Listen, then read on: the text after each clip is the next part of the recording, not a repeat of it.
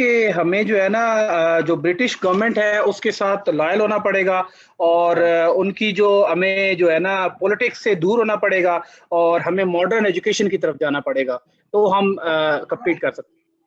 All right. I really appreciate what you said. 101% all right. लेकिन ये बीच में ये जुमले मोमल है अल्फाज कि जी हमें सर। जो है ना उनके साथ लॉयल होना पड़ेगा और हमें जो उनकी जो है ना वो हमें पॉलिटिक्स के साथ से अलूफनेस, ये जो हमें जो है ये क्या है? ओके ओके ओके ओके, ये ठीक तो है सर। ख्वाजा साहब कहते हैं ना, अभी जो हुकूमत जो है और वो जो है और मियां साहब जो है उन्होंने जो है वो कह दिया है कि ये जो है ये जो पॉलिसी जो है जो हुकूमत, ये क्या है भाई? ये जुमले मोहम्मद नबी ठीक है ji Irfan sahab. Okay sir, no problem. बच के रहना, एग्जैक्ट बात बतानी है, ठीक है? Okay sir. एग्जैक्ट है कि जब बारिश आता है तो पानी आता है, ज्यादा बारिश आता है तो ज्यादा पानी आता है, ठीक है भाई? जी सर, राइट। ओके, सीधी सीधी बात किया करें हमारे साथ आप, बात ओके समझ में सर। क्या कह रहा हूँ? जी सर। मैं ये कह रहा हूँ कि सर सैयद अहमद खान जो है उनकी ट्रिनिटी पॉलिसी ये थी कि aloofness from politics, try to become loyal with the British government, और तीसरी चीज क्या है? Get the modern education. जब मॉडर्न एजुकेशन मिलेगी तो आपका सिलसिला बनेगा जॉब्स का, लेकिन मॉडर्न एजुकेशन खाली से हसान हमें जॉब नहीं मिलनी थी जब तक बिल्कुल। हम उनकी लॉयल्टी हासिल ना, उनको लॉयल्टी प्रूव ना करते, और जब तक हम उनकी एनिमिटी जो है उसे रिमूव ना करते अलूफनेस फ्रॉम पॉलिटिक्स इख्तियार करके, so that they would have been able to know कि ये मुसलमान जो है ये तो पॉलिटिक्स में है ही नहीं, सो ये हमारे कंपेटिटर नहीं है, तो ना आप उनके कंपेटिटर बने, ना वो आपसे खौफजदा हो, पॉलिटिक्स से आप अलूफनेस इख्तियार कर लें और लॉयल्टी उन्हें शो कर दें, एजुकेशन हासिल कर लें। उससे क्या होगा? उससे ये होगा कि जब आप एजुकेशन हासिल करेंगे, दुश्मनी है नहीं तो आपको जॉब्स मिलनी शुरू होंगी। When you will be get the jobs, so you will be having the economic prosperity. When you will be having the economic prosperity, only then you will be having the social respect. When the social respect will be there, so your religion will be respected. When your religion is respected, so it means that you are categorized as a nation, and as a nation you are respected. So these are the valuable services rendered by a distinguished person, Sir Syed Ahmad Khan. But still, in spite of all these valuable services, many people are there who are not happy with the efforts of Sir Syed Ahmad Khan. Rather, they were against Sir Syed Ahmad Khan.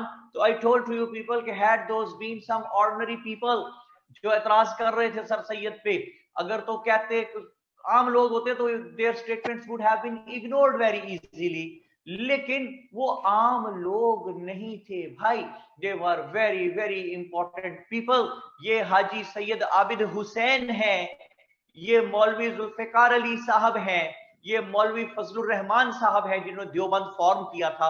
इनका अपना तारीख में बहुत बड़ा मकाम है, बहुत services हैं इस्लाम के लिए इनकी सब कॉन्टिनेंट में। इनकी स्टेटमेंट्स को इतने आराम से इग्नोर नहीं किया जा सकता।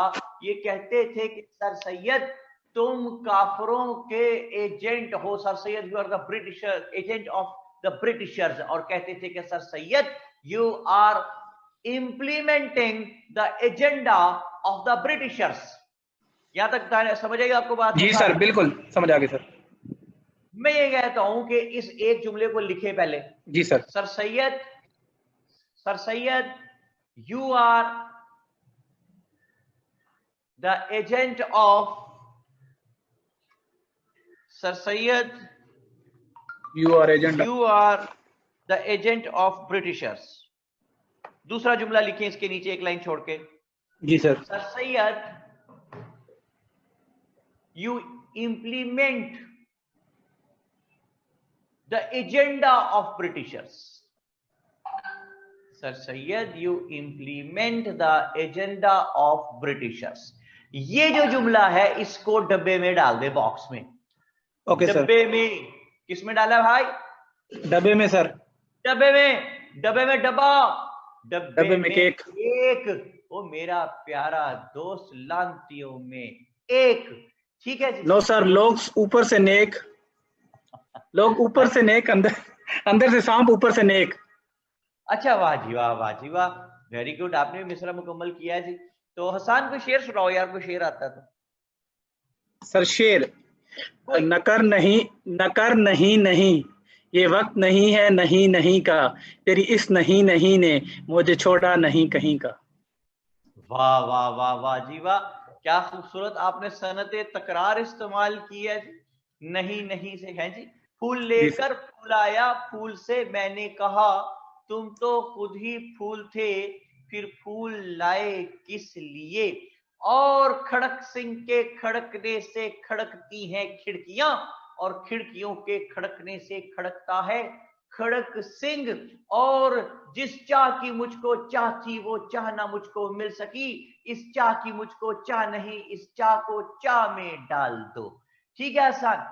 जी सर। सनत तकरार। जी सर। वो कहते हैं, अहमद शाह साहब कहते हैं, ऊपर से नेक अंदर से फेक। वाह जी वाह। सोबिया नवाज ने बहुत अहम बात की है जी। वो कहती हैं हा हा हा, मेरे नजदीक जिंदगी में सबसे अहम बात यही है कि इंसान खुश रहे। ओके, तो ये आम लोग होते तो their statements would have been ignored, लेकिन ये तो खुद बहुत बड़े लोग हैं, तो ये कहते थे sir Syed you implement the agenda of Britishers. क्या ये लोग ठीक कहते थे या क्या ये गलत कहते थे, it's yet to be decided. और डिसाइड कैसे किया जाएगा जी, इसे डिसाइड करते हैं जरा सा माजी में जाके। ठीक है जी आसान, सर। माजी में चले। चले सर, हम निकाल रेडी। अपना गैजेट, गैजेट निकाल अपना डोरेमोन वाला, चले माजी में। सर मैं रेडी हूँ बस। रेडी है, चले जी माजी में। 1830s, 1830 में इंग्लैंड में एक पाई था।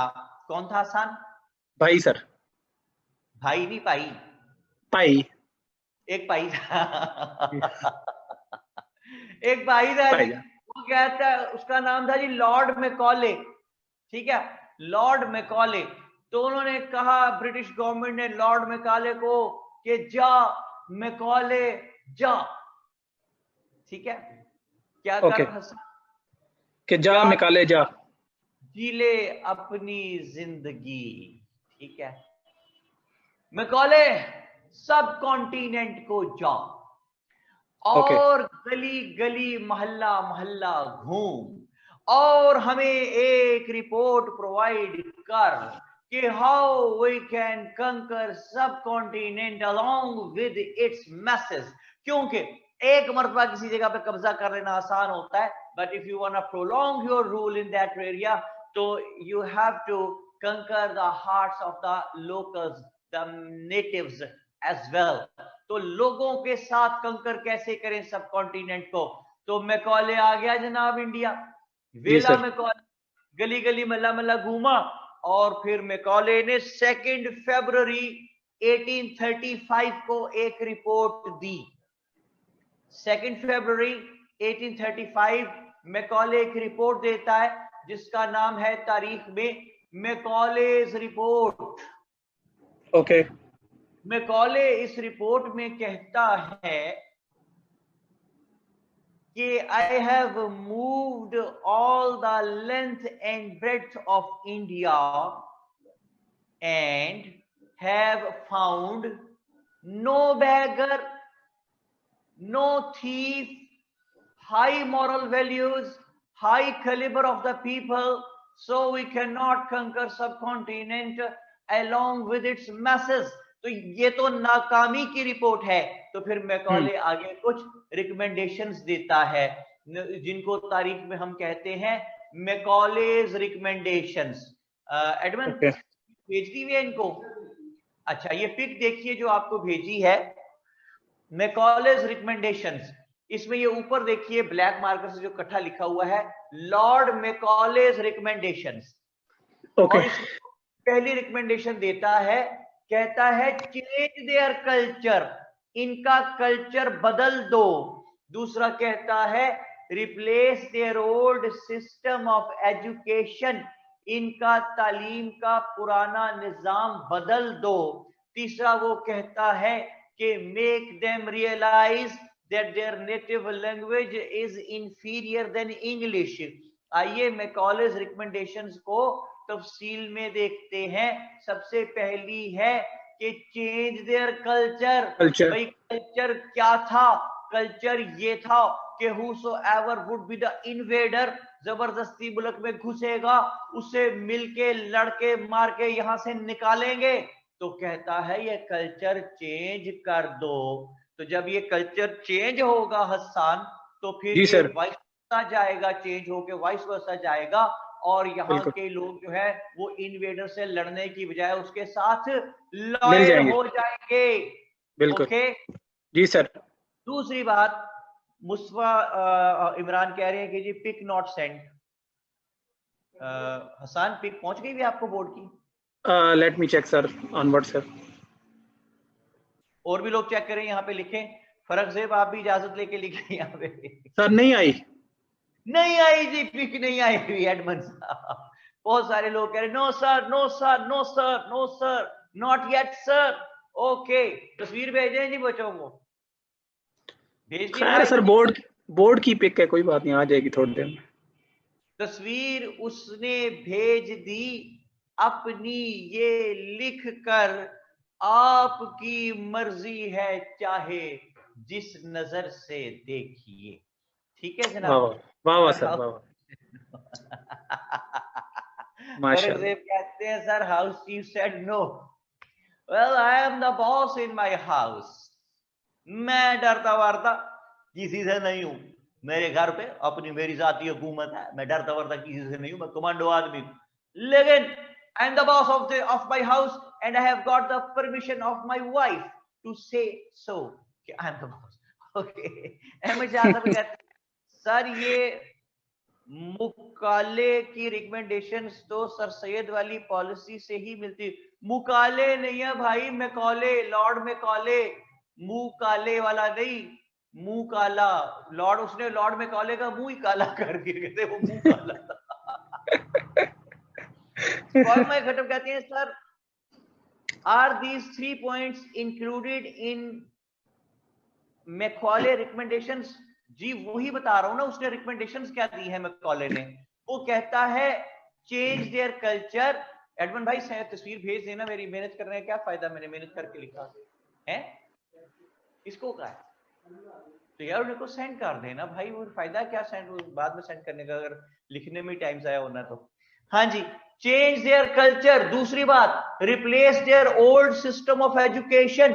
तो हसन यहां कौन सी कोई यूनिवर्सिटीज चल रही थी, कौन से एजुकेशन सिस्टम की बात करता है, मैं बताता हूं। एजुकेशन सिस्टम यहाँ पे ये था कि 5, 6, 7 साल की उम्र तक बच्चे जो हैं, चाहे सिखों के थे, चाहे मुसलमानों के थे, चाहे हिंदूज के थे, वो अपने घरों में बुजुर्गों के पास रहते थे, नाना दादा मामा चाचा फूफा ताया खालू। इनसे वो किन किन से हसन? सर चाचा मामा दादा फूफा खालू फूफा सारे। इतनी तेज कहना था ना, मामा ताया फूफा चाचा ताया खालू। अच्छा चले जी, इन लोगों से वो एजुकेशन हासिल करते थे, और they were inculcated the noble values, the moral values। क्योंकि कोई भी बुजुर्ग हो, किसी भी मजहब का हो, वो बच्चे को ये नहीं सिखाता कि मेरा काका इतना पाला है, बड़ा होकर सबसे बड़ा चोर बनेगा, वाह जी वाह, कत्ल करेगा, नहीं, कोई ऐसा बच्चे को नहीं सिखाता। ठीक है जी। तो बच्चे मॉरल वैल्यू सीख के बड़े होते थे। हर रिलीजन की बेस जो है वो ह्यूमैनिटी जरूर है, ह्यूमैनिटेरियन ग्राउंड जरूर है। तो वो बच्चे जो हैं वो ह्यूमैनिटेरियन ग्राउंड्स पढ़ के सीख के बड़े होते थे, और जब 7-8 साल के होते थे तो रिस्पेक्टिवली अपने अपने रिलीजन के मुताबिक मंदिरों में और मदरसों में, मसाजिद में जाते थे।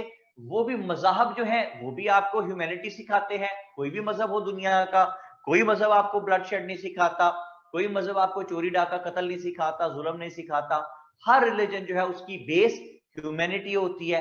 तो वो सारे बच्चे जो हैं वो ह्यूमैनिटेरियन ग्राउंड सीख के बड़े होते थे। ठीक है जी सर। तो जी सर। वो जब बड़े होते थे इन मॉरल वैल्यूज के साथ, तो जो मॉरल वैल्यूज वाला बंदा है वो चोर नहीं होता, वो भिखारी नहीं होता, ठीक है, वो हाई मॉरल वैल्यूज वाला होता है, हाई कैलिबर वाला होता है। तो यही तो मैकॉले कह रहा है कि इनका एजुकेशन सिस्टम बदल दो ताकि ये हाई मॉरल वैल्यूज सीखने की बजाय ये बेवकूफ उस्ताद को बाप समझते हैं, इनको ये सिखाया जाए कि उस्ताद जो है simply an employee, an ordinary employee of yours, the way many other people serve you, the watchman, the guard, the gardener, the chef, everybody who is serving you, who is being paid by you, he is your servant. आप टांगे में school आते हैं, जो भी आप उसको एक आना एक पैसा उस जमाने के मुताबिक देते हैं, टांगे वाला जो है that has been hired by you, वो आपका एम्प्लॉय है, तो वो एम्प्लॉय होके पैसे लेके अपने अपने जो काम है रिस्पेक्टिवली वो करते हैं, उस्ताद जो है वो पढ़ाता है। तो बाप का दर्जा क्या है को भाई, तो ये जब आप बाप का दर्जा देते हैं तो उस्ताद की बात आपके ज़हन में नक्श रहती है, लेकिन जब आप उसको एम्प्लॉय चलते हैं तो फिर उसकी बातें नक्श नहीं होती, वो सिर्फ सिलेबस पढ़ते हैं आप उसको और वहीं पे बात खत्म हो जाती है वो। तो ये इसने कहा कि replace their old system of education. और आखिरी बात देखिए कितनी अहम है, जिसकी तरफ कभी कोई तवज्जो नहीं करता। लॉर्ड मैकॉले की रिकमेंडेशन है, असली बेड़ा गर्क वो कर गया हुआ सब कॉन्टिनेंट का लॉर्ड मैकॉले। उसने रिकमेंड किया कि मेक देम रियलाइज, नेटिव्स को make them realise that their native language is inferior than English। ठीक है जी सर। तो जब कोई ये मान लेता है कि मेरी नेटिव लैंग्वेज आपकी लैंग्वेज से इंफीरियर है, तो वो सिर्फ यही नहीं मान लेता कि मेरी जबान आपकी जबान से कमतर है, वो ये भी मान लेता है कि मेरी कौम आपकी कौम से कमतर है। इतना लैंग्वेज का। तो आज भी हसन साहब आप एक फैक्ट्री के मालिक हैं, आपने ऐड दिया एडमिनिस्ट्रेटर रखने के लिए, 2 लड़के आए हैं, एक एमए इंग्लिश है एक एमए उर्दू है, आप एमए इंग्लिश वाले को प्रेफर कर देंगे। True sir. कि नेटिव लैंग्वेज को इंफीरियर समझना, whosoever speaks English in our society, हम खामखा उससे मरूब हो जाते हैं। ठीक है, लेकिन जी सर ऐसी ऐसी जगह इंग्लिश बोलते हैं हम कि आप तसव्वुर नहीं कर सकते। अमरूद वाले को जाके कहते हैं gentleman what is the rate of these guavas today, look awesome. ठीक है, तो मुझे तो नहीं पता चल रहा क्या हुआ है। अच्छा जी, मारिया आसिफ कहती हैं जी कि sir is this question authentic? If you look it up it has been widely discredited as a होस्ट। कौन सा क्वेश्चन बेटे, किस क्वेश्चन की बात कर रही है, मुझे पता ही नहीं है। Unfortunately it is embedded in us. बिल्कुल मुस्तफा इमरान ठीक कहते हैं, ये हम में मौजूद, अब तक मैकॉले की ये रिकमेंडेशन हमारे में मौजूद है कि we always prefer the language, the English language. ठीक है, हमारी ऐसा कहती है कोटेशन है क्वेश्चन ये। अच्छा बेटे आई एम वेरी सॉरी, मेरे से वो दूर है, जरा सा मुझे वो पढ़ने में जरा सी उसे दुश्वारी, कोटेशन ही लिखा हुआ आपने। ठीक है, कौन सी कोटेशन ऑथेंटिक है? If you look it up it has been widely discredited as. भाई कौन सी कोटेशन का जिक्र कर रही है? मैंने तो कोटेशन की बात ही नहीं की बेटा।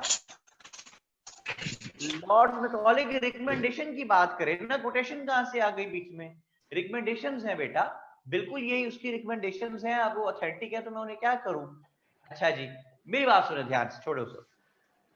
ये 3 रिकमेंडेशंस हैं लॉर्ड मैकॉले की।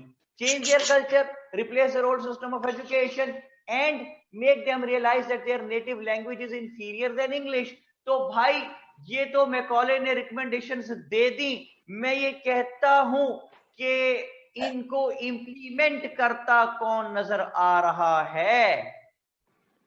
कौन इंप्लीमेंट कर रहा है कि लॉयल हो जाओ, उनके साथ दुश्मनी छोड़ दो और मॉडर्न एजुकेशन हासिल करो।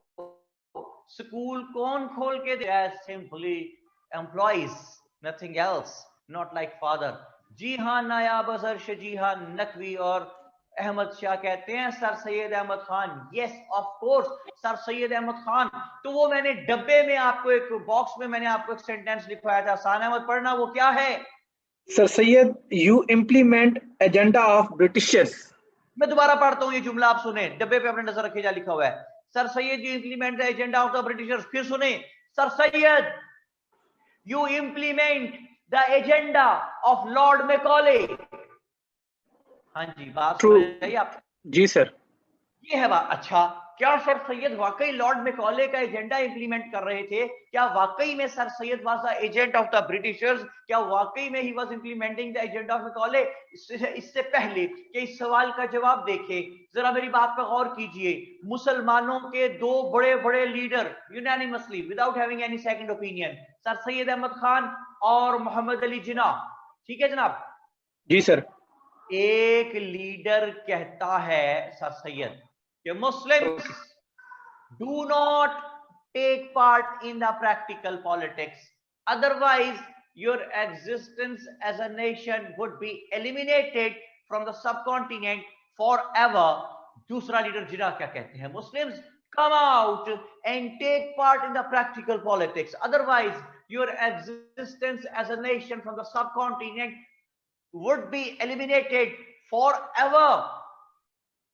एक कहता है सियासत में हिस्सा ना लो, सियासत में हिस्सा लिया तो हमेशा के लिए खत्म हो जाओगे। एक कहता है सियासत में हिस्सा लो, अगर हिस्सा ना लिया तो खत्म हो जाओगे। कौन ठीक कहता है, कौन गलत कहता है, कौन सच्चा कौन झूठा? मैं कहता हूं दोनों सच्चे कॉन्टेम्पररी टाइम पीरियड्स के हिसाब से। सर सैयद के दौर में अगर सियासत में हिस्सा लेते तो मारे जाते, और जिन्ना के दौर में अगर सियासत में हिस्सा ना लेते तो अंग्रेज ने चले जाना था और हिंदू हुकूमत में आ जाते, और हमेशा के लिए मुसलमानों का existence as a nation would have been eliminated from the subcontinent। तो अगर एक ही कौम के दो मुख्तलिफ लीडर्स की दो मुख्तलिफ वक्तों पे कही हुई से मुख्तलिफ वाइस वर्सा 180 डिग्री फर्क बातें उसी एक कौम के लिए बेनिफिशियल हो सकती हैं, तो दो मुख्तलिफ कौमों के दो मुख्तलिफ लीडर्स मैकॉले और सर सैयद मुख्तलिफ वक्तों पे कही हुई एक जैसी बातें उसी कौम के लिए बेनिफिशियल साबित क्यों नहीं हो सकती? Hence it has been proved कि whatsoever Sir Syed Ahmad Khan recommended, whatsoever Sir Syed told to the Muslims, those all things had really become the need of the time, and those had got nothing to do with the recommendations given by Lord Macaulay. Yes, incidentally those matched with the recommendations given by Lord Macaulay, but whatever Sir Syed was saying, those were not under influence of the Macaulay's recommendations, because you see Sir Syed says loyal, try to become loyal with the British government। मुझे बताइए कि was there any other option available to the Muslims? Had they not become loyal with the Britishers तो मारी पड़नी थी ना भाई। और अभी जी सर उनके कंपेटिटर बन जाओ, उन उठा के बाहर फेंको भाई। अभी तो सोए थे मक्तल को सुरखुरू करके, अभी तो इतनी मार पड़ी थी 1857 में वॉर ऑफ इंडिपेंडेंस में, तो वही मार जो है उसके असरात ही खत्म कर रहे हैं सर सैयद कि फिर मार खानी है उनसे, उनके कंपेटिटर बन के। ठीक है, तो आपके पास ऑप्शन ही अवेलेबल नहीं थे। मोर ओवर, अगर आप as a nation respect recognition चाहते हैं, एज ए नेशन रेकग्निशन चाहते हैं, तो your religion must be respected. अगर आप चाहते हैं कि आपका रिलीजन जो है इट शुड बी रिस्पेक्टेड, तो you must be having the social respect. जब आपकी सोशल रिस्पेक्ट है तो सोशल रिस्पेक्ट कहां से आएगी? वो आएगी इकोनॉमिक प्रॉस्पेरिटी से। इकोनॉमिक प्रॉस्पेरिटी कहां से आएगी? वो आएगी जॉब्स से। अब उस जमाने में जॉब्स कहां से आएंगी?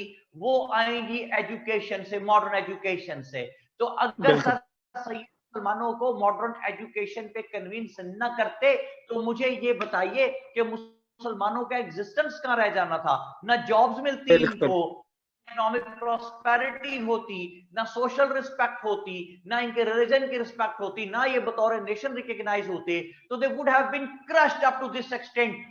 That's what the Britishers wanted, to crush the Muslims up to this extent that they would never be able to raise their heads again as a nation, and they would never be able to raise their heads in order to compete the Britishers, in order to become a threat for the Britishers, in order to become a hazard for the Britishers, and in order to become a source of throwing out the Britishers from the subcontinent। वो कोई बात समझ में आती है भाई? जी sir, बिल्कुल sir. But sir, he was a leader, an educated person with a broader vision. How could he ignore the deep impacts of Trinity reforms? कौन से deep impacts भाई? बड़े अच्छे इम्पैक्ट्स हैं उसके। ये जो आप यहाँ बैठी इस वक्त इंग्लिश में मेरे से सवाल पूछ रही हैं, और जो मैं आपसे खड़ा इंग्लिश में उर्दू में बात कर रहा हूँ खड़ा, ये सर सैयद की बदौलत है बेटा, वरना अभी हम जी मार खा रहे होते कहीं वहां पे इंडिया में। सर, क्योंकि मुख्तलिफ दौर में जो लीडर्स होते हैं और जो रिफॉर्मिस्ट होते हैं सर, उनके जो डिसीजंस होते हैं वो उस वक्त के हालात के मुताबिक किए जाते हैं। अब वो आने वाले वक्त को देख के नहीं किए जाते। अगर सर सैयद अहमद खान उस वक्त वो हमारे हालात को देख के, मुस्लिम्स के हालात को देख के वो डिसीजंस ना लेते, तो कायद आजम और अल्लामा इकबाल आने वाले वक्तों में इतनी एजुकेशन ना ले पाते और वो इतने अपने आप को ग्रूम ना कर पाते कि वो फिर सियासत में आते। तो इसलिए जो भी फैसले किए जाए वो उस वक्त के हिसाब से किए जाते हैं। शाबाश, वेरी वेल सेड हसन। देखें कितनी उन्होंने खूबसूरत बात की कि अगर ये इम्पैक्ट्स ना होते सर सैयद के स्टेप्स के, तो आपको जिन्ना और इकबाल जैसे, मोहसिन मलिक जैसे, वकारुल मलिक जैसे लीडर कहां से मिलने थे? और had this leadership not been there, तो आपने मुस्लिम लीग की मूवमेंट मुस्लिम लीग कहां से बनानी थी? मुस्लिम की मूवमेंट आपने कैसे चलानी थी? आपने पाकिस्तान कैसे बनाना था? तो डीप इम्पैक्ट्स जो है वो जाहिर अंडर कंसिडरेशन थे। तो सोविया तो डीप इम्पैक्ट्स तो अच्छे ही आए ना, ट्रिनिटी पॉलिसी के रिफॉर्म्स के बेटा बुरे तो नहीं आए। तो अच्छा जी, अब एक क्वेश्चन जो पूछा जाता है एग्जाम में कि whether sir Syed Ahmad Khan was a pro Britisher or not. ठीक है जी एहसान साहब। जी सर। तो हमें यह देखना है कि सर सैयद प्रो ब्रिटिशर थे या नहीं थे। इसके लिए मैं आपको जरा सा तारीख में लेके जाता हूं कि जिस वक्त मैंने आपको याद होगा बताया था आपको कि sir Syed issued a pamphlet with the name of Risala Baraye Asbab बगावत हिंद, ये बात हुई थी जी आसान। जी सर। फिर इसको it was translated into English, और जी इंग्लिश सर। में ट्रांसलेट करके इसको हमने भेजा था इंग्लैंड, जिसमें कि जी सर सैयद ने ब्रिटिशर्स को ये रियलाइज करवाया था कि भाई ये वार ऑफ इंडिपेंडेंस जो है ये सिर्फ लोकल्स का कसूर नहीं था, ये ब्रिटिशर्स आपका भी कसूर था, क्योंकि you people never provided the general message of subcontinent with any kind of platform with the help of which they would have communicated their problems, their reservations to the British government. तो platform तो दो भाई, क्योंकि मैंने आपको क्या कहा था कि रुतों का कायदा है वक्त पर ही आती जाती है। तुम्हारे शहर में क्यों रुक गया फरियाद का मौसम? तो भाई जहां फरियाद का दर बंद हो जाता है वहां रिवॉल्ट ऑलवेज टेक्स प्लेस। तो सर सैयद अहमद खान ने when he highlighted this to the British government, तो British government thought about it, and obviously not overnight but with the passage of time such kind of decisions take place। तो sir Syed Ahmad Khan के recommendations पे, उनके point out करने पे, highlight करने पे 1885 में ब्रिटिश गवर्नमेंट ने एक इदारा यहां पे बनाया जिसका नाम था इंडियन नेशनल कांग्रेस। ठीक है। जी सर। एलन एक्टिवियन ह्यूम एक रिटायर्ड इंग्लिश ब्यूरोक्रेट था। Alan Activian Hume, who had been provided the services in subcontinent for a very longer period of time, so he was very well aware of the demands, the opinions, the desires and the psyche of the Indians. That is why he formed Indian National Congress in 1885. When Indian National Congress was formed, so it was stated that it is a political representative body of all the Indians living here, regardless of their religion, indiscriminately. It belonged to everybody, every people, every person, like Hindus जी के sir. लिए ये political representative body थी। Muslims भी खुश थे कि हमारी भी पॉलिटिकल रिप्रेजेंटेटिव बॉडी है, सिख भी खुश है, पारसी भी खुश है, सांसी भी खुश है, क्रिश्चियन भी खुश है, हिंदू भी खुश है, मुस्लिम भी खुश है। क्यों? कि now no one would be able to deprive them of from their constitutional fundamental rights, as they were all deprived of their rights after the war of independence 1857, और indiscriminate killing हुई थी ब्रिटिशर्स के, जिसका जिल चाहा जिसको उठाया उसको मारा, कत्ल किया, टांगे तोड़ी, कोड़े मारे। तो अब ऐसा नहीं होगा। क्यों? Now they were having their own political representative body with the name of Indian National Congress। Congress. जी sir. True. No, this institution which was formed, Indian National Congress, it was a liberal organization, and first it was the organization who used to represent everybody up to the mark, with a neutral approach. It used to represent everybody living in here in subcontinent. But in 1890, just after the 5 years of its inception, what happened? A very, very rigid extremist Hindu, young extremist Hindu, Bal Gangadhar Tilak, B-A-L, Bal Gangadhar Tilak. He was a young Hindu extremist leader. He joined Indian National Congress in 1890 and he converted Indian National Congress into a Hindu favored organization. He converted Indian National Congress into a Hindu favored organization. जी एक second, तस्वीर मिल गई आप लोगों को board की? जी sir. जी लिखे यहाँ पे, बाकी लोग भी लिखे यस अगर तस्वीर मिल गई है तो बोर्ड की, ताकि सर अभी नहीं आई। सर अभी नहीं आई। एडमिन भाई तस्वीर बजरिया डाक भेज रहे हैं यार। सर बारिश है ना, इस वजह से डिले हो गई है शायद। तलागंग में बारिश हो रही है इस वक्त? सर अभी तो नहीं हुई, लेकिन सुबह हुई है 7 बजे, 7 से 7:30 तक। अच्छा सर कौन सी ऐसी स्क्रूटनी हो रही है? अहमद शाह कहते हैं कौन सी ऐसी स्क्रूटनी हो रही है जो पिक्चर आ ही नहीं रही है उधर। अहमद शाह तो काफी शरारती चीज है यार, है। अच्छा जी, जायदा फारूक आ गई है, शुक्र है जी, बड़ी देर बाद आई मेरी बेटी, आज पहले नजर नहीं आई थी। कराची के थ्रू भेज रहे हैं सर, रास्ते में ही डूब गई है। और कहती रास्ते में डूब गई, तस्वीर कराची से भेजी थी। कराची के रहने वाले लिखे यहाँ पे, कोई पानी वानी कम हुआ कि नहीं हुआ यार वहां पे? कि दोबारा आजकल में दोबारा एक्सपेक्टेड थी बारिश, आजकल में ना डरा यार, बेचारे पहले बड़ी मुसीबत में है। सर प्लीज जरा इंडियन नेशनल कांग्रेस का ब्रिटिशर का नेम अगेन बता दें। एलन एक्टिवियन ह्यूम, नूरुल हुदा, एलन एक्टिवियन ह्यूम। मोहम्मद अमीर हमजा कहते हैं जी सर थोड़ा कम हुआ है। शजिया कहती हैं कदरे बेटर है, अल्हम्दुलिल्लाह। चलें जी। अमीर हमजा कहते हैं लेकिन it is still really very bad. Yes. Hafsa कहती हैं सर कम हो गया है पानी। पता नहीं जी कितना लोगों का बेचारा। सर आफ्टर शॉक्स ज्यादा इंपॉर्टेंट होंगे कराची की, जो बारिश है, क्योंकि सारे सीवरेज का पानी सड़कों पे आना, बीमारियां और सफाई, और ये ज्यादा प्रॉब्लमेटिक होगा। इंफ्रास्ट्रक्चर जो खराब हुआ है। ऑफ कोर्स, बिल्कुल ठीक कहते हैं आप, और I 100% agree with you Hasan. I am always impressed, आप हमेशा बड़ी अच्छी बात करते हैं, ताकतवर बात होती है आपकी। देखें ये जो इस वक्त नजर आ रहा है ना पानी कराची में, ये तो आ रहा है ना, ये तो है प्रॉब्लम नजर आ रही है, लेकिन वो इसके जो आफ्टर शॉक्स कह रहे हैं आसान के बाद में बहुत सीरियस हो जानी सूरत हाल। The outbreak of diseases, it's never known कि गॉड फॉरबिड्स कोरोना की सेकंड वेव ना आ जाए कहीं।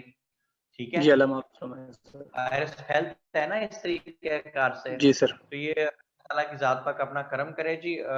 असल मसला यही है कराची का कि वो जो पता नहीं अब किसकी पॉलिटिकल हुकूमतों की जिम्मेदारी है, किसकी है कि वो क्यों नहीं, हमेशा ही बारिशें होती हैं, ऐसी भी लुटनी पड़ी। सर असल में एक दो चीजें को आप नहीं कह सकते पॉलिटिकल पार्टी का, क्योंकि सर आजकल जो भी इस पे मतलब जो अभी राय आ रही है मुख्तलिफ लोगों की और जो ऑथर्स लिख रहे हैं, तो सर वो यही बता रहे हैं कि एक चीज नहीं है ये, मतलब एक तसलसल है पिछले 5-10 सालों का, जिसमें तजावुज़ात भी शामिल हैं, पॉलिसीज भी सही नहीं बनाई गई, और जो पानी के गुजरने के रास्ते हैं, जो नाले हैं इनके बड़े 4-5 कराची के जो नाले हैं, उनके ऊपर तजावुज़ात बहुत ज्यादा हो गई हैं। तो ये बहुत सारा मलबा है, ये 1-2 साल की गेम नहीं है, ये बहुत तसलसल से जो चीज चली आ रही है, फिर उसने एक दिन तो सामने आना ही था।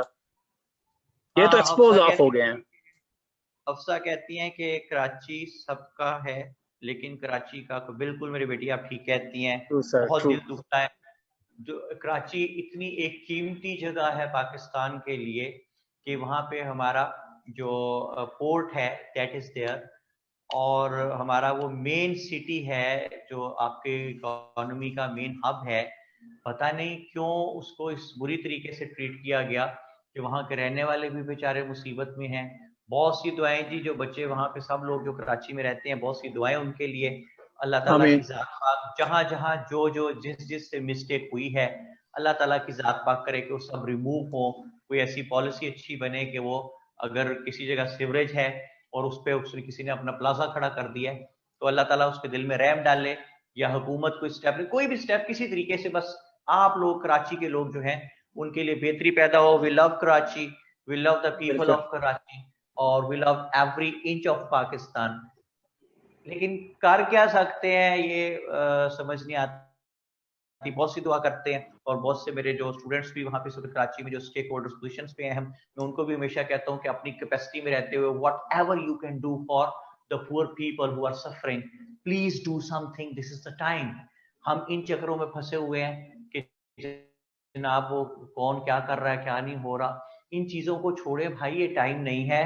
आप अर्तगरल देखना बंद करें। आप घोड़े पे बैठ के कराची के हालात ठीक नहीं कर सकते। आपको फौरन कुछ करना होगा, इंडिविजुअल लेवल पे करें, अपनी अपनी केयर करनी शुरू करें। देखें शायद कोई सिस्टम किसी, मुझे नहीं मालूम, लेकिन मैं, माई हेड स्टार्ट्स बॉइलिंग और मेरी आंखों में आंसू आ जाते हैं। मैं देखता हूँ इस वक्त लोगों को तड़पता हुआ।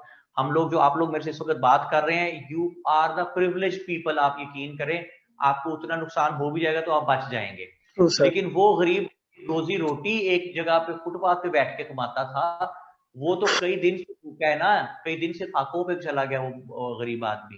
इन बातों पे तो उनका क्या बनेगा?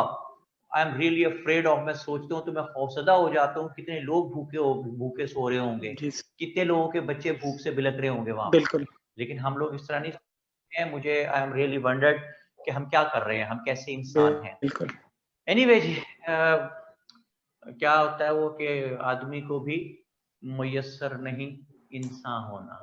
ये मिसरा, इस पे कभी गौर कीजिएगा कि आदमी को भी मुयस्सर नहीं इंसान होना।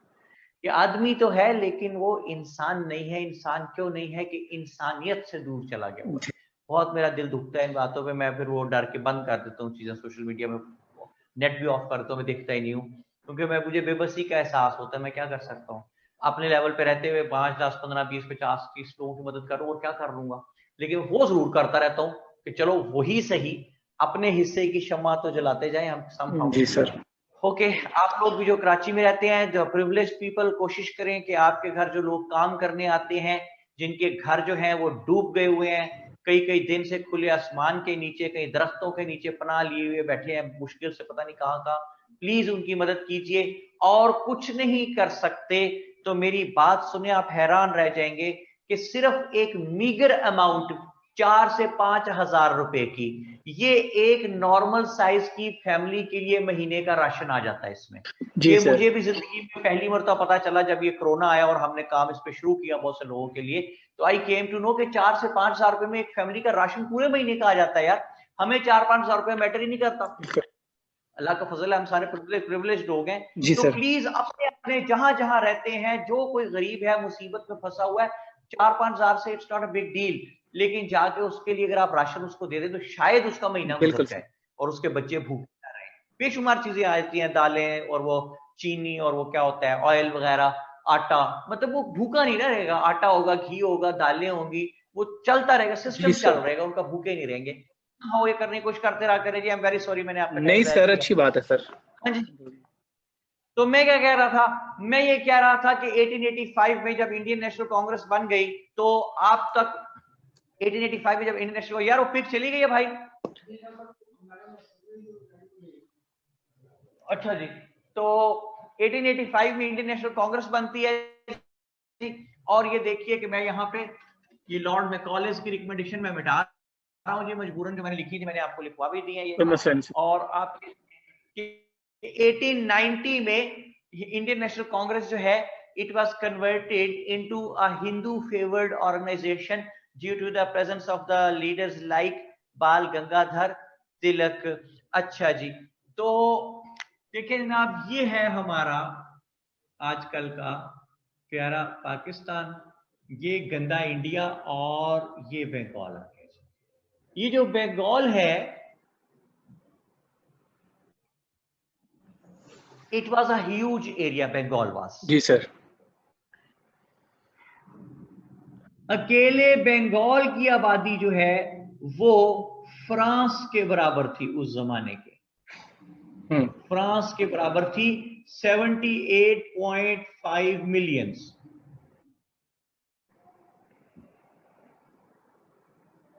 इसका जो एरिया था बंगाल का 189,000 स्क्वायर माइल्स पे मबनी था, जिसका एरिया बंगाल का। अगर आपको मैप पे थोड़ा सा समझ आ रही हो तो मैं पहले आपको एक बात बताऊं कि 1899 से 1905 तक यहां पे एक वायसराय आया जिसका नाम था लॉर्ड कर्जन। लॉर्ड कर्जन जो है, he was a very very innovative person.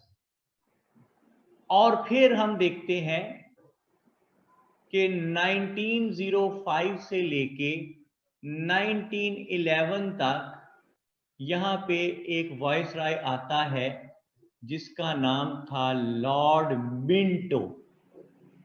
ये भी वायसराय था। ये जरा नोट कर लीजिएगा कि 1899 से 1905 तक एक वायसराय आता है जिसका नाम था लॉर्ड कर्जन, और फिर 1905 से 1911 तक 6 साल एक वायसराय आता है जिसका नाम था लॉर्ड मिंटो। ओके। ये जो लॉर्ड कर्जन था, he was a very innovative person. He went to Bengal to visit the different areas. As I told to you people, कि Bengal was such a huge area that the Viceroy of India could visit Bengal only once in his tenure of 5 years. इतना वसी area था ये कि 5 साल में viceroy भी एक ही दफा जा पाता था। तो लॉर्ड कर्जन जब वहां पे गया तो ही ऑब्जर्व कि बंगाल के 2 हिस्से हैं। एक समझ लीजिए आप ईस्टर्न बंगाल है, ये जो मैं ग्रीन कर रहा हूं, it is eastern Bengal. Total population आसान मैंने कितनी लिखवाई है बंगाल की आपको? 78.5 मिलियन। शाबाश। इस 78.5 मिलियन में से ये जो ईस्टर्न बंगाल है, जो मैंने ग्रीन किया है एरिया बंगाल का, आधा उधर ईस्ट साइड वाला, ये इसकी आबादी थी 31 मिलियन। 31 मिलियन। इन 31 मिलियन में से 18 मिलियन जो हैं दोज वर मुस्लिम्स, और 12 मिलियन जो हैं दोज वर हिंदूज, और 1 मिलियन जो हैं those were others. So इस तरह you can see that in the eastern Bengal Muslims were in majority, जैसे कि आपने देखा कि 31 मिलियन टोटल रहते हैं जिनमें से 18 मिलियंस वर द मुस्लिम्स। अच्छा, ये जो मैं रेड कर रहा हूं एरिया, पहले तो ये देखिए ये वेस्टर्न बंगाल का एरिया है और ये कैलकाटा है, जो रेड मैंने गोला बना दिया है, ये कैलकाटा है। तो कलकत्ता में we can see that it was having the seat of the government. Calcutta में गवर्नमेंट की सीट थी। यहां पे गवर्नमेंट की सीट का क्या मतलब है? कैपिटल था गवर्नमेंट का।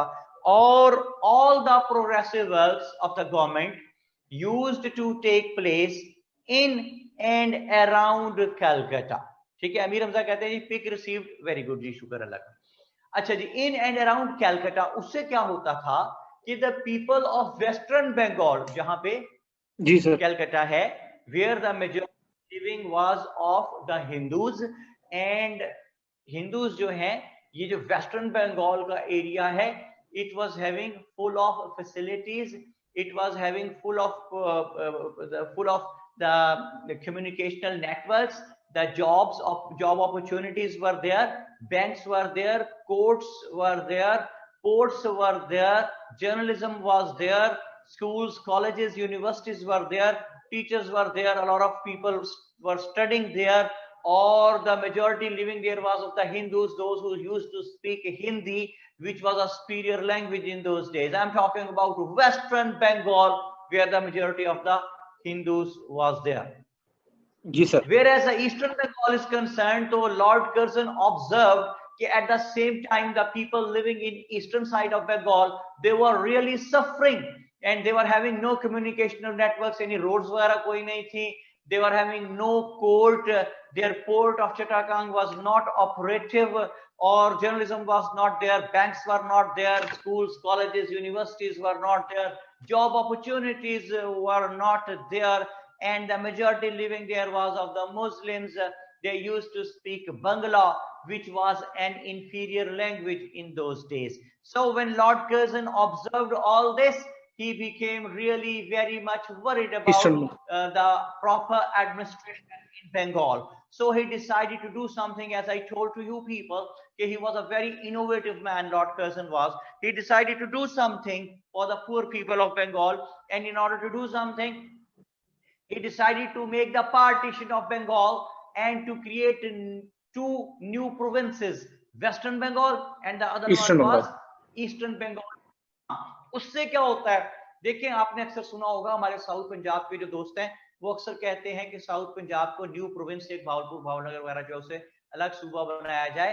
तो अलग सूबा बन जाने से क्या होता है भाई, आपको अलग टेरिटरी मिलती है, अलग रेवेन्यू मिलता है, अलग सब्सिडीज मिलती है, एडमिनिस्ट्रेशन मिलती है, अलग गवर्नर मिलता है, अलग चीफ मिनिस्टर मिलता है, तमाम एडमिनिस्ट्रेटिव पावर्स आपके अपने पास आ जाती हैं, and you are unable to make some good for the people of your area. ये न्यू प्रोविंस बनने से होता है।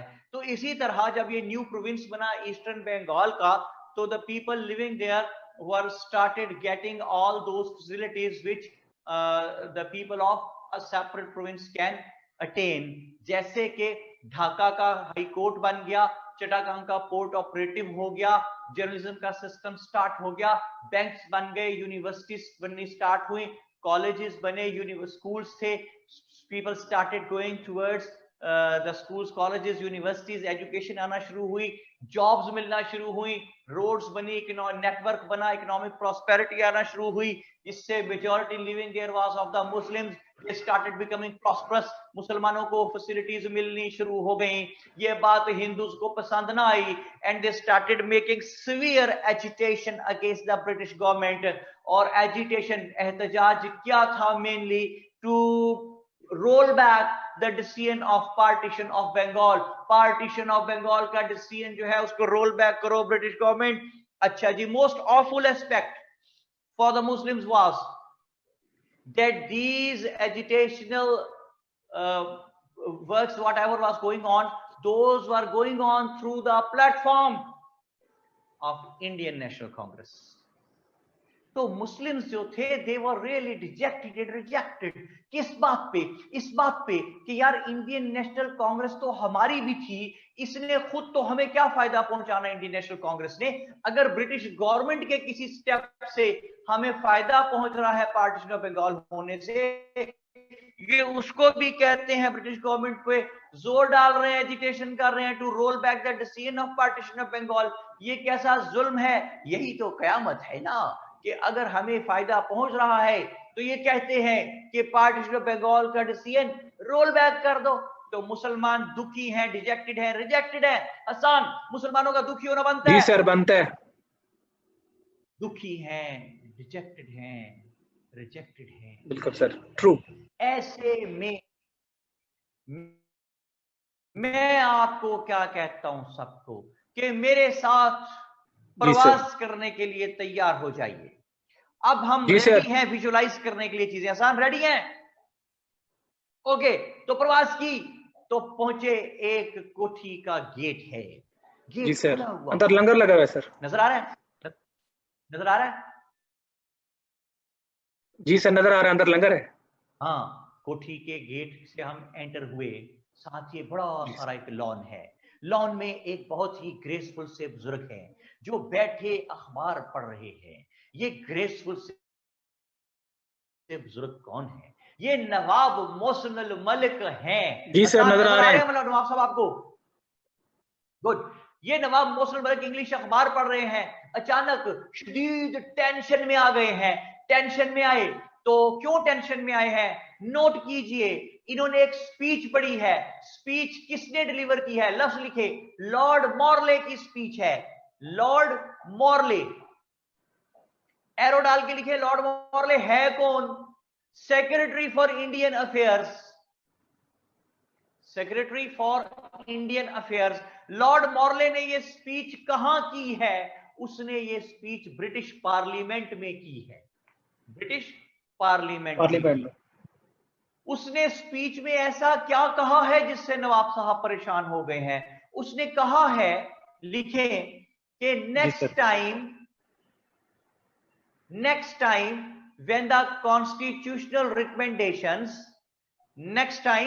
when the constitutional recommendations would be given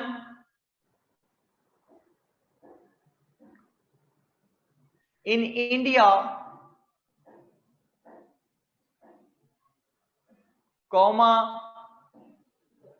the opinions of the natives would also be taken. The opinions of the natives would also be taken. Sir इसका क्या मतलब है कि लोकल से भी पूछेंगे कि आप क्या चाहते हैं, ठीक है जी सर। कहता है कि जब नेक्स्ट टाइम कॉन्स्टिट्यूशनल रिकमेंडेशन देंगे तो लोकल से पूछेंगे कि आपके लिए इसमें क्या क्या रखा जाए। जी सर। ये पढ़ के नवाब साहब परेशान हुई, तो ये तो अच्छी बात है। मैं बताता हूं इसमें परेशानी की बात क्या है। परेशानी की शदीद तरीन बात इसमें यह है कि ब्रिटिश गवर्नमेंट कहती है नेटिव से भी पूछेंगे कि आपको क्या क्या चाहिए ओपिनियंस। शाबाश हमीर हमजा, वो कहते हैं आईएनसी नेशनल कांग्रेस से पूछें। ओ भाई बात यह है कि आप डोर टू डोर जाके तो पूछेंगे नहीं, बिल्कुल। इंडियंस कैसे पूछेंगे? आपकी पॉलिटिकल रिप्रेजेंटेटिव बॉडी से। तो आपकी पॉलिटिकल रिप्रेजेंटेटिव बॉडी कौन है? वो है भाई इंडियन नेशनल कांग्रेस। तो इंडियन नेशनल कांग्रेस तो वही है जिसने खुद तो आपको क्या फायदा पहुंचाना। वो अगर ब्रिटिश गवर्नमेंट के किसी एक्ट से आपको फायदा पहुंच गया है, वो उसको भी कहते हैं रोल बैक कर दो। तो इसका मतलब है कि वो आपसे सिंसियर नहीं है, इंडियन नहीं है। जी सर। तो इस बात पे नवाब साहब परेशान हुए हैं कि तो ब्रिटिश गवर्नमेंट से मुसलमानों के हक की कभी बात करेंगे ही नहीं, तो मुसलमानों को कोई फायदा पहुंचेगा ही नहीं। हाँ जी नवाब साहब सही परेशान है सर? ट्रू, बिल्कुल सर, सही परेशान है।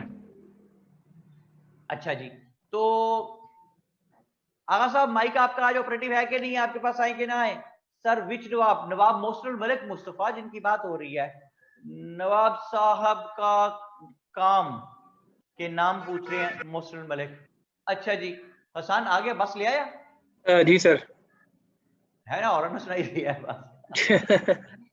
अच्छा जी, हसन बेटे से लेते हैं इजाजत। बहुत लंबी आज हमने इससे बात की, बहुत thank you sir, thank you so much. God bless you Hasan, जीते रहो, सलामत रहो। और मेरी बात कराएं जी, आप किससे बात कराएंगे? मेरी बात करा दें आप किससे बात कराएं? मेरी बात कराएं जी नायाब अजहर से।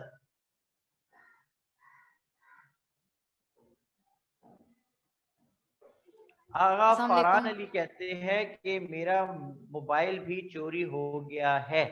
तो बेटा ये लेक्चर किस चीज पे, लैपटॉप पे अटेंड कर रहे हो? जी वालेकुम अस्सलाम। कौन है मेरे साथ? नायाब। हाँ नायाब, कैसी है बेटा? मैं ठीक, आप ठीक है सर? या फाइन थैंक यू। क्या हो रहा है नायाब? पढ़ाई। आप, मैं भूल गया हूँ, किस शहर में थी आप? लाहौर। लाहौर में ही? अच्छा चलो फिर ठीक है। तो मतलब तैर के तो नहीं जाना पड़ता ना, कि बोट की जरूरत तो नहीं है? नहीं शुक्र। कराची में तो उन्होंने क्रीम बोट भी स्टार्ट कर दी है, मैं देख रहा था, बड़ा दिल दुखा मेरा देख के।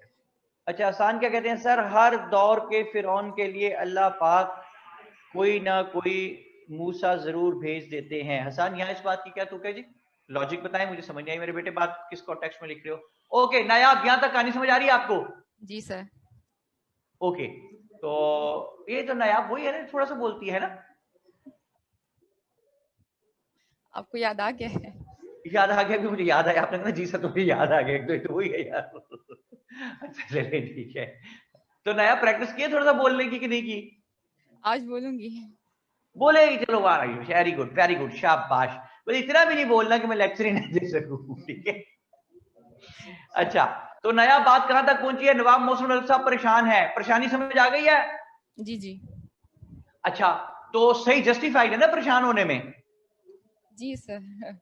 अच्छा, तो नवाब मोहसिन मलिक जो है ये परेशान बैठे हैं कि यार ये तो बड़ा मसला हो गया, इंडियन नेशनल कांग्रेस हमारी फेवर की बात कभी करेगी नहीं। तो इन्होंने फौरी तौर पे अपने जो इलीट ग्रुप जो दोस्त थे सारे उस जमाने के मुस्लिम बड़े बड़े लीडर्स, पढ़े लिखे लोग, उनको बुलाया अपने घर, वो सारे इकट्ठे हो गए। यहाँ पे हमें एक बड़ी इजाद होती नजर आती है दुनिया में। नायाब सुन रही है? जी सर, सुन रही हूँ। क्या होती नजर आती है? इजाद। इजाद। सारों ने आके कहा मोहसिन, नवाब मोहसिन मलिक को, मोहसिन व्हाट्सअप। तो यहां से फिर व्हाट्सअप बना। ठीक है, अच्छा। ये लिखना देना ना यहाँ पर के बनाना देना व्हाट्सएप का मोनोग्राम यहाँ पर। ओके जी, व्हाट्सएप बन गया। तो इन्होंने कहा मोहसिन व्हाट्सएप। तो नवाब मोहसिन मलिक ने सारी बात सुनाई, सारों ने ये बात सुनी, and they unanimously came to the conclusion कि ये तो मसला बड़ा गड़बड़ हो गया, इंडियन नेशनल कांग्रेस हमारी फेवर की बात कभी नहीं करेगी। सो उन्होंने डिसाइड सबने किया कि हमें खुद जाना चाहिए किसके पास? वॉइस राय के पास। तो वॉइस राय तब तक आ चुका है लॉर्ड मिंटो, तो वॉइस राय के पास जाना है। अच्छा, तो वॉइस राय के पास तो जाना डिसाइड हो गया। ओ भाई, वॉइस राय से अपॉइंटमेंट कैसे मिलेगी? दिस इज द प्रॉब्लम कि वॉइस राय से अपॉइंटमेंट अब कैसे मिले भाई।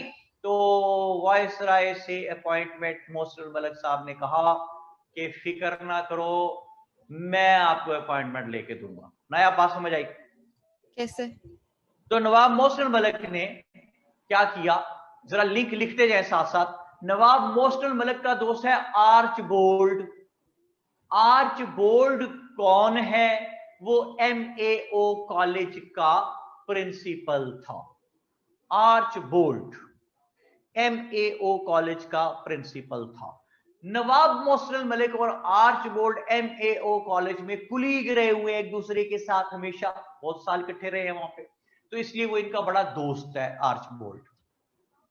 अब एक और लिंक लिखिए, आर्चबोल्ड का कजन है जिसका नाम है Dunlop Smith. Dunlop Smith. Dunlop Smith कौन है? वो secretary to the viceroy Lord Minto है, लॉर्ड मिंटो का सेक्रेटरी है।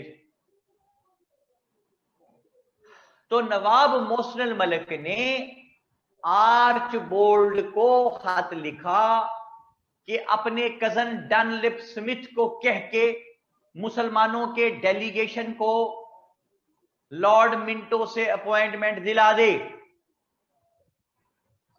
जी सर। नया बात समझ आ गई? जी जी, आ रही है सर।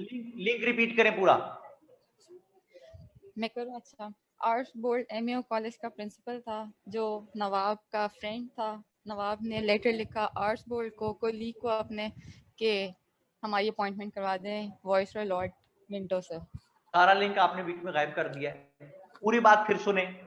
आर्चबोल्ड MAO कॉलेज का प्रिंसिपल था और नवाब मोहसिन मलिक और आर्चबोल्ड कुलीग रहे थे MAO कॉलेज में बहुत तवील अरसे तक, बहुत दोस्त थे आपस में।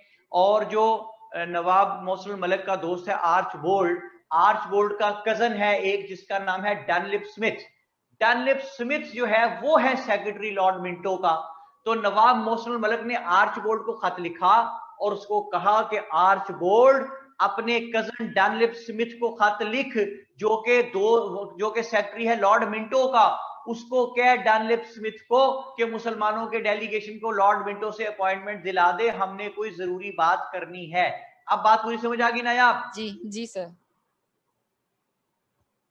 वो लिख रहे हैं जी आपके बारे में कि नायाब ने पूरे महीने के लफ्ज इकट्ठे बोल दिए बेचारी।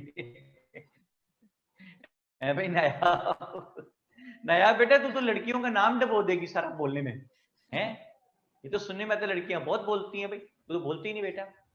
अच्छा, वहां पे सारी ला रही है कि हाँ मैं नहीं बोलती। मुझे क्या नजर आ रहा है सारी ला रही है, मुंह से बोलो है नया। जी जी मेरा बेटा ना, उसका छोटा सा ताया का फोन आता है बाहर से, तो वो कहता है अलीशान बेटे क्रिकेट खेल रहे हो? वो क्या कह रहे हैं? यार उसको नजर आ रहा है, तू सारे ला रहा है, मुंह से बोल भाई। अच्छा जी, तो नया बोल के बात करते हैं भाई। ओके, अच्छा सर, ऐसा। चलिए, बड़ी मेहरबानी। अब मैं देखता हूँ नया आपका बोलती हो कितना बोलती है। हाँ जी, तो नवाब मोहसिन मलिक का ये खत मिला आर्चबोल्ड को और आर्चबोल्ड ने कहा कि Mohsin Malik you are justified, वाकई आपको अपॉइंटमेंट मिलनी चाहिए। उसने बात की डनलिप स्मिथ से जो उसका कजन था, डैनियल स्मिथ को ये लिखा कि हमें अपने बॉस लॉर्ड मिंटो से मुसलमानों को अपॉइंटमेंट दिला दे, तो उसने अपॉइंटमेंट दिला दी।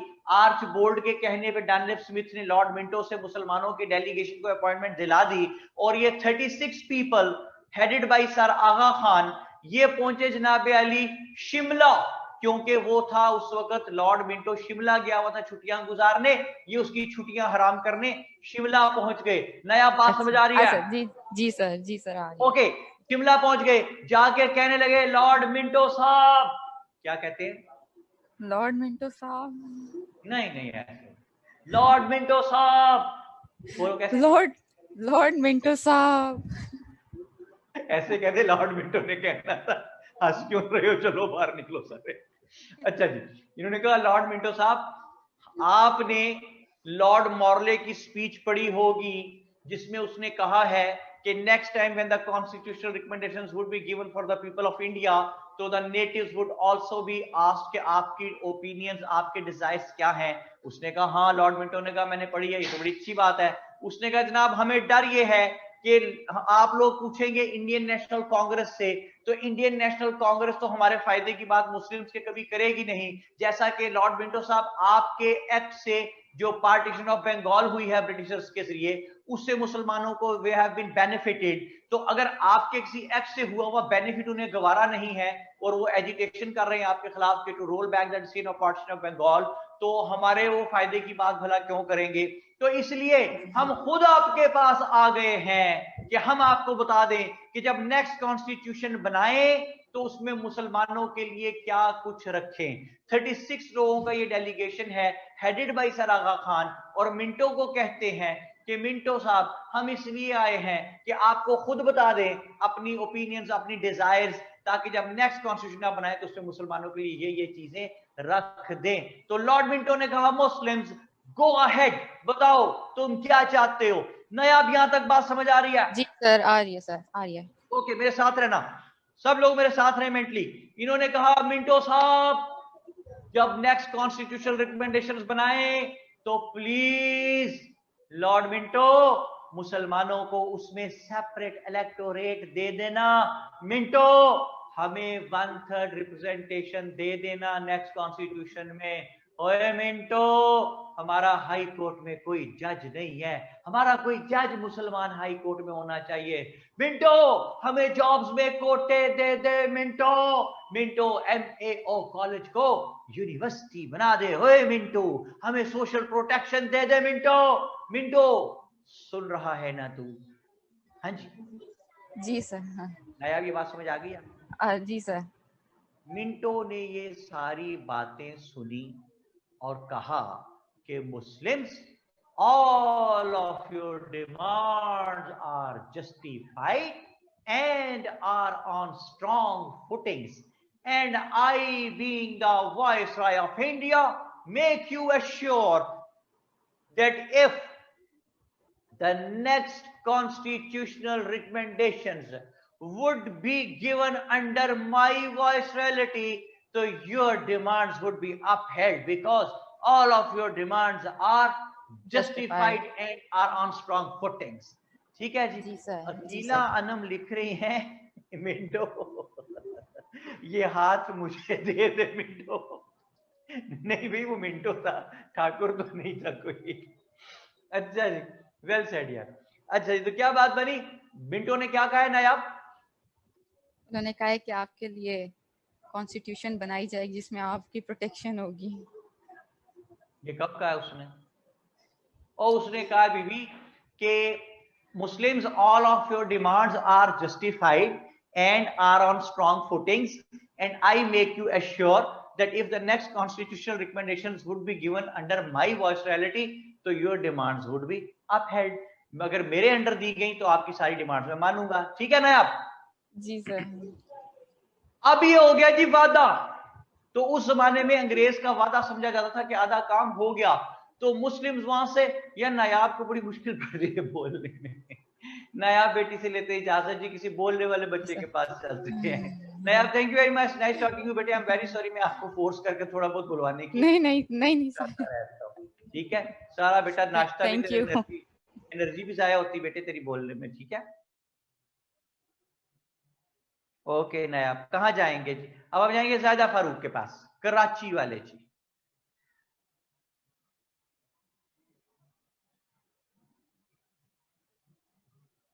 जी जनाब, हेलो। अस्सलाम वालेकुम सर। सलाम। ज़ाहिदा मेरी बेटी कैसी है? बेटी ठीक है? अल्हम्दुलिल्लाह सर। ओके ज़ाहिदा, यहां तक बात आपको समझ आई कि लॉर्ड मिंटो ने वादा कर लिया कि वो नेक्स्ट कॉन्स्टिट्यूशनल रिकमेंडेशंस जब देगा तो मुसलमानों की बातें मान लेगा, सारी डन है? जी सर, डन हो गया। तो ये सारे खुश हो गए जो डेलीगेशन किया हुआ था, क्योंकि अंग्रेज का वादा उस जमाने में समझा जाता था कि बात हो गई पक्की पक्की। तो ये खुशी खुशी वापस आए, शिमला से बॉम्बे वापस पहुंचे, रास्ते में खुशियों में ट्रेनों की छतों पे चढ़ गए, चल छैया छैया, खुशियों, ढोल ताशे भंगड़े, और बॉम्बे पहुंचे। और बॉम्बे पहुंच के इन्होंने सबको बताया कि हम कामयाब हो गए भाई, हम कामयाब हो गए। तो हम पढ़ क्या रहे थे ज़ाहिदा? हम पढ़ रहे थे कि whether sir Syed was a pro Britisher or not, ठीक है? जी जी। ओके, तो ये खुश हैं, ऐसे में एक दूसरे को बताते फिरते हैं कि हम कामयाब हो गए। ऐसे में मोहम्मदन एजुकेशनल कॉन्फ्रेंस, जो कि सर सैयद अहमद खान का बनाया हुआ एक इदारा था, उसकी एनुअल मीटिंग आ गई। उस एनुअल मीटिंग में नवाब सलीमुल्लाह, मोहसिनुल मलिक, विकारुल मलिक जैसे तमाम सरकर्दा एलीट मुस्लिम लीडर जो थे वो सारे मौजूद थे। तो इन्होंने मोहम्मदन एजुकेशनल कॉन्फ्रेंस की एनुअल मीटिंग ये जो हो रही है 30 दिसंबर 1930 ढाका के मकाम पे हो रही है। और इसमें बात करते हुए जब इन्होंने बताया कि हमें ये सारी कामयाबियां ऐसे मिली और लॉर्ड मिंटो को हमने ये कुछ कहा, और मिंटो ने एग्री किया सब बातों से और कहा क्योंकि आपकी डिमांड्स जस्टिफाइड हैं और स्ट्रॉन्ग फुटिंग्स पे हैं, that is why I make you assure that if the next constitutional recommendations would be given in subcontinent under my viceroyalty, so your demands would be upheld. तो सारों ने कहा very good, बल्ले बल्ले हो गए भाई। सारों ने कहा जाहिदा कि इज इट सो सिंपल, बल्ले अगर हमारी डिमांड जस्टिफाइड हो तो ब्रिटिश गवर्नमेंट सारी की सारी मान लेती है? तो जवाब मिला लगता तो ऐसा ही है। तो फिर सवाल ये उठा कि अब तक कभी क्यों नहीं हमारी बातें मानी गई? तो जवाब ये बना सबका यूनानिमसली मिलके कि जनाब आज तक कभी इंडियन नेशनल कांग्रेस ने हमारी डिमांड्स ऊपर तक पहुंचाई ही नहीं, तो कैसे मान ली जाती हमारी बात जब ऊपर तक पहुंची नहीं सही तरह से? तो then unanimously it was decided among that people, among all those people of that house, जो वहां बैठे थे, कि then why not to have our own separate political representative body with the name of Indian National Congress. Indian National Congress नहीं, All India Muslim League। 30 दिसंबर 1930 Mohammedan educational conference की annual meeting, और इसमें क्या बन जाती है जी? इसमें बन जाती है ऑल इंडिया मुस्लिम लीग। समझ आई शायद आपको? जी सर, समझ आ गई। जल्दी बोला करो, किधर हो? जल्दी बोल रहा है, जल्दी बोल रहा है, यस नो? यस। अब मेरी बात ध्यान से सुने, पूरा एक चेन चलने लगा, ध्यान रखना, मुंह मिस नहीं, एक चीज मिस नहीं करनी। अगर आप लोग कुछ और सोच रहे हो तो सोचना बंद कर दो, मेरी बात ध्यान से सुनो। देखिए 30 दिसंबर 1906 मोहम्मदन एजुकेशनल कॉन्फ्रेंस का एनुअल इजलास, इसमें मुस्लिम लीग बनती है। मुस्लिम लीग बनती है तो कॉन्शियसनेस ऑफ राइट्स आती है, कॉन्शियसनेस ऑफ राइट्स आती है तो platform for the movement of Pakistan बनता है, platform for the movement of Pakistan बनता है। तो 1940 में लाहौर रेजोल्यूशन होती है, लाहौर रेजोल्यूशन होती है तो वही पाकिस्तान रेजोल्यूशन बनती है, पाकिस्तान रेजोल्यूशन बनती है तो पाकिस्तान बनता है। तो मैं ये कहता हूं कि पाकिस्तान कैसे बना? पाकिस्तान रेजोल्यूशन से बना। पाकिस्तान रेजोल्यूशन आई लाहौर रेजोल्यूशन से। लाहौर रेजोल्यूशन कहां से आई? लाहौर रेजोल्यूशन आई struggle for the movement of Pakistan से। Struggle for the movement of Pakistan कहां से आई? वो कॉन्शियसनेस ऑफ राइट्स से आई। कॉन्शियसनेस ऑफ राइट्स कहां से आई? वो ऑल इंडिया मुस्लिम लीग ने दी। ऑल इंडिया मुस्लिम लीग क्या कैसे बन गई? वो शिमला डेलीगेशन की इंकरेजमेंट से बनी। शिमला डेलीगेशन की इंकरेजमेंट कहां से आई? वो शिमला डेलीगेशन से आई। शिमला डेलीगेशन कैसे हुई? वो लॉर्ड वो नवाब मोहसिन मलिक ने आर्च बोल्ड के जरिए डनलिप स्मिथ को कह के अपॉइंटमेंट लेके दिलाई। आर्च बोल्ड ने डनलिप स्मिथ के जरिए ये अपॉइंटमेंट कैसे दिलाई? उसने ये इसलिए दिलाई कि वो एमओ कॉलेज का प्रिंसिपल था और मोहसिन मलिक और नवाब मोहसिन मलिक और आर्च बोल्ड भाई इकट्ठे काम करते रहे थे, कुलीग रहे हुए थे, इसलिए दिलाई। एमओ कॉलेज क्या था? वो एमएओ स्कूल था। एमएओ स्कूल क्या था? वो सर सैयद अहमद खान ने बनाया था।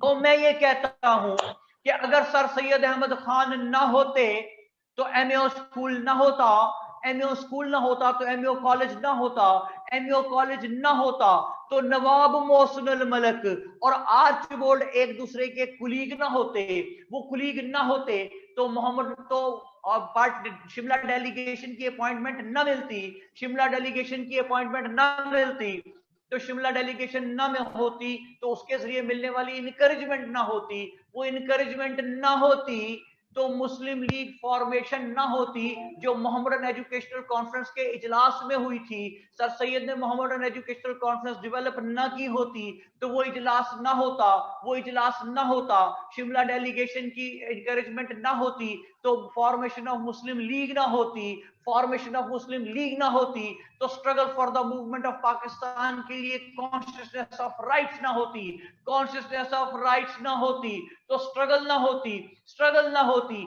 तो लाहौर रेजोल्यूशन ना होती, लाहौर रेजोल्यूशन ना होती तो पाकिस्तान रेजोल्यूशन ना होती, पाकिस्तान रेजोल्यूशन ना होती तो पाकिस्तान ना होता। तो मुझे कहने दीजिए कि अगर सर सैयद अहमद खान ना होते तो पाकिस्तान ना होता।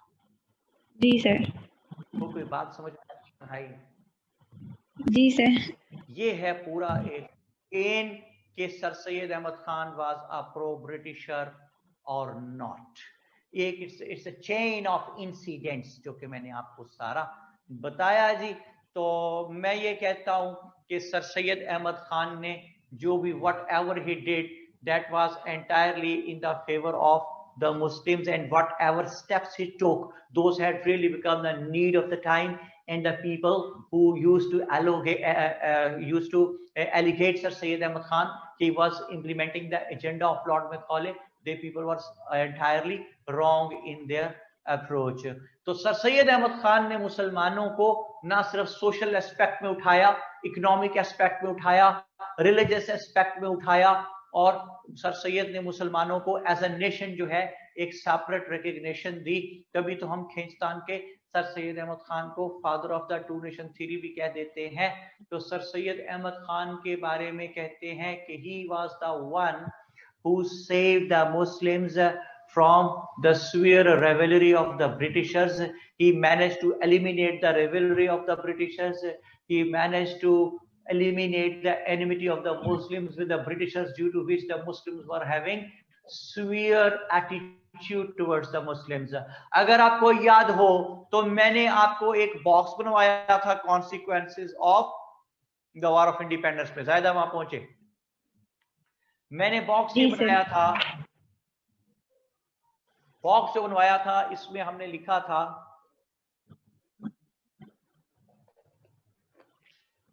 कि कॉन्स्टिट्यूशनल एंड डेमोक्रेटिक डेवलपमेंट। जी सर, स्टार बनवाया था। ये जो पिक आपके पास बोर्ड की आई है, ये पिक आ गई आपके पास शाहिदा? जी सर। जरा मेरा बेटा इसको पिक को देखना शुरू करें, कहां से स्टार्ट होती है? Chain of constitutional development. Okay जी सर, 1774 से स्टार्ट होता है जी। अच्छा, अब देखें कुछ चीजें इसमें बॉक्स में डाल के मैंने रेड लिख दी हैं, नजर आ रही हैं आपको पिक में? जी सर, आ रही हैं। ओके, देखिए यहां पे स्टेक होल्डर्स हैं तीन, कौन कौन? Britishers, Muslims and Hindus. Okay, Hindu.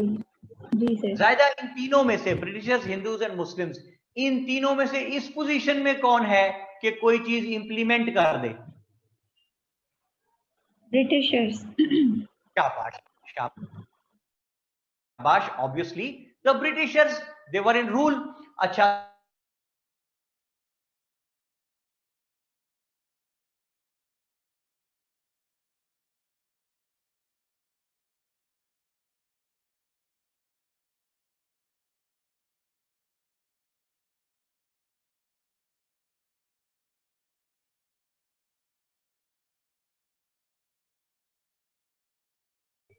यहाँ के ये जो तीनों स्टेक होल्डर्स हैं, ब्रिटिशर्स, हिंदूज और मुस्लिम्स, इनमें से कोई दो या तीनों आपस में बैठ के डिसाइड कर रहे हैं कि जब नेक्स्ट कॉन्स्टिट्यूशनल रिकमेंडेशन बनाएंगे तो उसमें क्या कुछ होना चाहिए। ठीक है, ये इंप्लीमेंटेड नहीं है थ्रू द ब्रिटिश गवर्नमेंट, ये आपस में बात हो रही है। डन हो गया जी? जी सर।